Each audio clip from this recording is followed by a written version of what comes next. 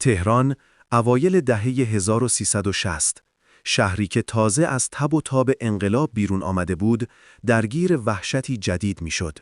وحشتی که شبها در خیابانهای خلوت پرسه میزد. اسمش خفاش شب بود، کابوسی که خواب را از چشمان زنان تهران رو بود و یکی از تاریک‌ترین پرونده‌های جنایی پس از انقلاب را رقم زد. شخصیت اصلی این قصه هولناک غلامرضا خوشرو بود. مردی جوان با ظاهری آرام و مذهبی. او خودش را فردی مؤمن نشان میداد و حتی سابقه حضور در جبهه را هم داشت. اما این فقط یک نقاب بود. در پشت این چهره فریبنده، ذهنی پر از جنایت و تاریکی پنهان شده بود. جنایت‌ها آرام و بی صدا شروع شد. خبرهای پراکنده‌ای به پلیس می رسید.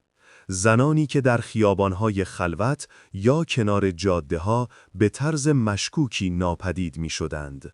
طولی نکشید که اولین جنازه ها پیدا شدند. زنانی که همگی با یک روش خفه شده بودند. روش کار قاتل هولناک و حساب شده بود. شبها سوار بر یک پراید یا پیکان در خیابانها به دنبال زنان تنها می گشت. با همان ظاهر مذهبی اعتمادشان را جلب می کرد. آنها را سوار می کرد و در مکانی خلوت نقشه شوم خود را عملی می کرد.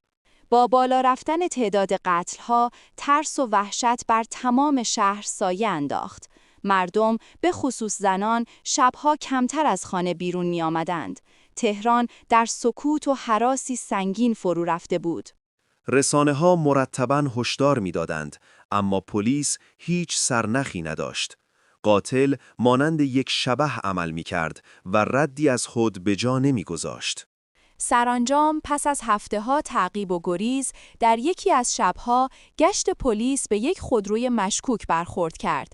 پس از تعقیب و بررسی، راننده آن دستگیر شد.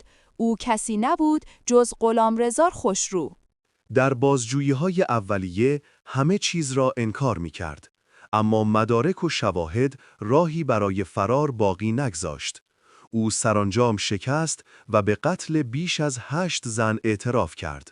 حتی صحنه‌های قتل را برای پلیس بازسازی کرد. محاکمه خفاش شب به سرعت برگزار شد و به یکی از پرسر و صداترین دادگاه‌های تاریخ ایران تبدیل شد. همه منتظر بودند تا انگیزه این جنایات هولناک را بشنوند. من فکر می‌کردم دارم زنان گناهکار را از بین میبرم. اما این ادعا تنها دفاع یک ذهن